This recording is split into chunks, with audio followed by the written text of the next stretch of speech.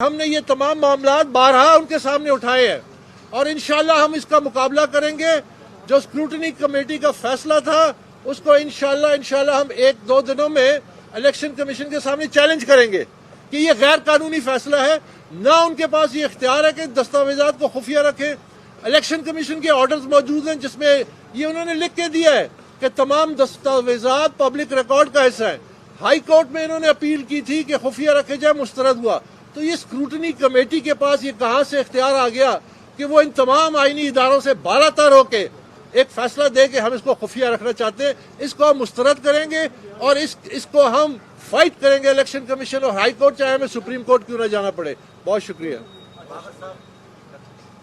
سر P D M کا بھی یہاں پر کچھ دن پہلے پڑاؤ ہوا تھا، اس سے کوئی فرق پڑا ہے؟ 2021 میں آپ دیکھ رہے ہیں کہ آپ کو کوئی انصاف دینے کی توقع ہے؟ دیکھیں، میں انصاف کے لیے انہی پاکستان کے جو ادارے ہیں انہی کے سامنے جا سکتا ہوں. یہ ایک جنگ ہے. میں نے بہت پہلے بھی کہا تھا کہ یہ جنگ ایک فرسودہ نظام کے ساتھ ہے. عمران خان تو جب پہلے 6 مہینے میں جب میں نے یہ کیس کیا اور اس کے بعد وہ سٹے کے پیچھے بھاگا، کبھی ہائی کورٹ میں کبھی الیکشن کمیشن میں، تو اس نے تو ایک لحاظ سے اپنی شکست تسلیم کر لی. تو اس لیے میں تو یہ عوام کے سامنے یہ ان کا حق ہے کہ ان کو حقیقت پتہ چلے.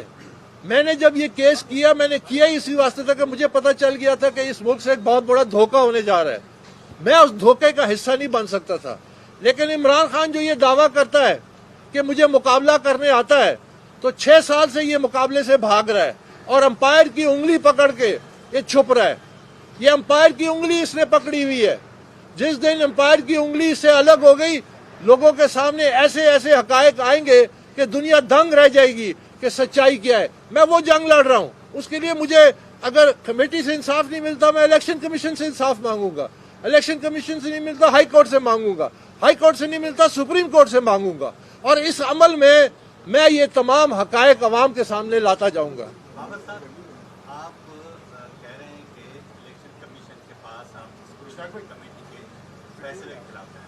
جس دن وہاں بقول آپ کے اسکروٹنی کمیٹی نے واک آؤٹ کیا، پھر آپ باہر آ گئے تھے، جہاں آپ نے اناؤنسمنٹ کی. اسی شام کو الیکشن کمیشن نے ایک پریس ریلیز جاری کی جس میں انہوں نے کہا کہ یہ اسکروٹنی کمیٹی جسٹ JIT ہے، تو اس کے معاملات جو ہیں وہ باہر نہیں لائے جا سکتے. الیکشن کمیشن اوپن ہیئرنگ کرے گی، اس کے بعد لائے جائیں گے. تو اس پہ آپ کیا کہیں گے؟ دیکھیے، الیکشن کمیشن کا یہ اعلان کہ یہ JIT ہے، یہ محض ایک اعلان ہے. وہ اس لیے کہ جب یہ اسکروٹنی کمیٹی تشکیل دی گئی تو الیکشن کمیشن نے ایک نوٹیفیکیشن کیا تھا اور اس میں لکھا ہوا ہے کہ یہ اسکروٹنی کمیٹی ہے. یعنی 27 مارچ 2018 کو جب یہ کمیٹی تشکیل دی گئی تو JIT کا کوئی ذکر نہیں تھا. 3 سال ہو گئے JIT کا کوئی ذکر نہیں تھا. آج وہ اس عمل کو خفیہ رکھنے کے لیے اس کو JIT کا رنگ دے رہے ہیں. تو JIT میں تو MI کے بھی لوگ ہوتے ہیں، JIT میں تو ISI کے لوگ بھی ہوتے ہیں، JIT میں تو اور تحقیقاتی ادارے کے لوگ بھی ہوتے ہیں. تو کیا اس کمیٹی میں وہ لوگ ہیں؟ اور دوسری بڑی بات، آپ یہ جو دعویٰ ہے کہ JIT کا، تو JIT کا کوئی ڈیلی آرڈر شیٹ ایشو کی جاتی ہے؟ JIT کے اجلاس کا کوئی ریکارڈ جاری کیا جاتا ہے؟ ہرگز نہیں. یہاں پہ ہر اجلاس کے بعد اسکروٹنی کمیٹی ایک آرڈر پاس کرتی ہے جس میں اس دن کی جو کارروائی ہے وہ ریکارڈ کی جاتی ہے. تو یہ ہرگز JIT نہیں ہے. اگر JIT ہوتی تو ابھی تک یہ ملازمین کے سارے اکاؤنٹس عوام سامنے نہ آ چکے ہوتے. یہ تو چند دنوں کی بات ہے. یہ تمام جو اور اکاؤنٹس ہیں، ابھی تک ایک بین الاقوامی اکاؤنٹ PTI کا سامنے نہیں لائے. ہم نے 6 اکاؤنٹس کی نشاندہی کی ہے اور یہ کہتے ہیں یہ آڈٹ کریں. نہ انہوں نے کہیں باہر کسی کو خط لکھا ہے، نہ فارن آفس سے رابطہ کیا ہے، نہ ایمبیسیز کو لکھا ہے کہ ان ملکوں میں ان کے یہ اکاؤنٹس ہیں. آپ ان اکاؤنٹس کو ان کو قانونی طور پہ الیکشن کمیشن میں پہنچائیں. آڈیٹر کی رپورٹ ہے، آڈیٹر کی رپورٹ کو یہ ڈس اون کرتے ہیں. جو پاکستان تحریک انصاف کے مرکزی سیکرٹری فائنانس ہیں، انہوں نے اپنے بیان میں ایسن اینڈ ایسن کی رپورٹ کو تسلیم کیا. آج پھر انہوں نے جو رپورٹ جمع کرائی ہے پاکستان تحریک انصاف نے، انہوں نے اس بیان سے بشمول آڈٹ رپورٹ کے اس کو ڈس اون کیا. تو اب ہم کہاں جائیں؟ میں تو یہ تمام حقائق عوام کے سامنے اس لیے رکھ رہا ہوں کہ یہاں تو انصاف کی دھجیاں اڑائی جا رہی ہیں، یہاں تو ایک ٹرانسپیرنسی کی دھجیاں اڑائی جا رہی ہیں. اور یہ ذمہ داری ہے اس آئینی ادارے کی. یہ آئینی ادارہ 3 سال سے ایک اسکروٹنی کمیٹی ایک آڈٹ کرنے میں ناکام رہی ہے اور پھر 3 سال بعد اس کو JIT کا نام کیسے دے دیتی ہے؟ اس کے کیا جواز ہے؟ تو یہ ہمیں پتہ ہے کیا ہو رہا ہے، لیکن ہم مقابلہ کریں گے آخر تک.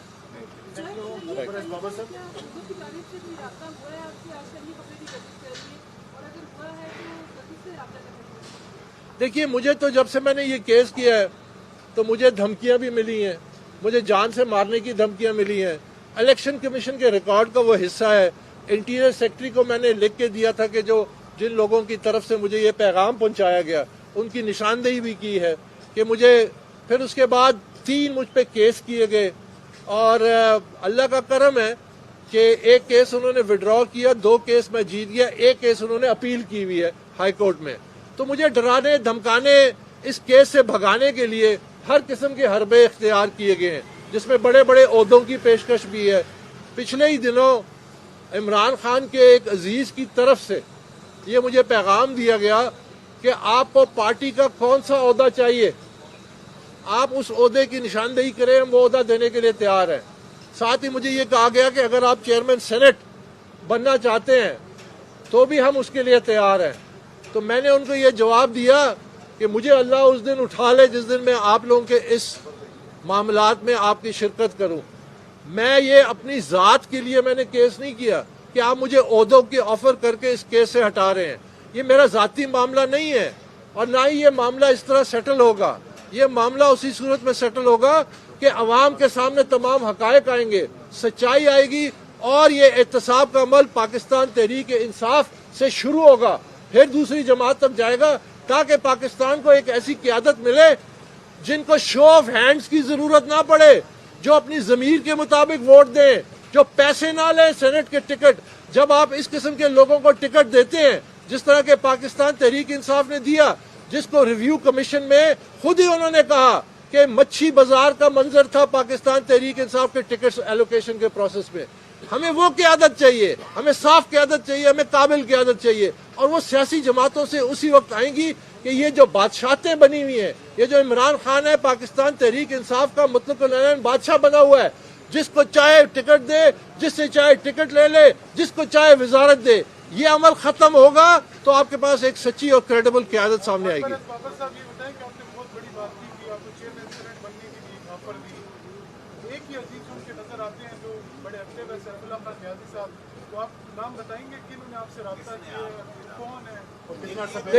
دیکھیے پہلے رابطہ ہوا تھا؟ یہ رابطہ میرے خیال ہے 10 دن پرانی بات ہے، اور ان کی جو تفصیلات ہیں اگر PTI والا کوئی سمجھتا ہے، اگر اس کو شک ہے کہ میں یہ سیاسی کوئی شوشہ چھوڑ رہا ہوں تو وہ میرے پاس آئے، میں اس شخص کا نام، اس کی ٹیلی فون کال، اس کی ڈیوریشن، وہ تمام ڈیٹیلز اس شخص سے ان کی بات بھی کرا دوں گا کہ آیا یہ میرا جو دعویٰ ہے یہ سچا ہے کہ نہیں. لیکن ان کا نام ابھی ظاہر کرنا یہ میرے لیے مناسب نہیں ہے کہ انہوں نے مجھے ان کانفیڈنس یہ ساری باتیں کی تھیں.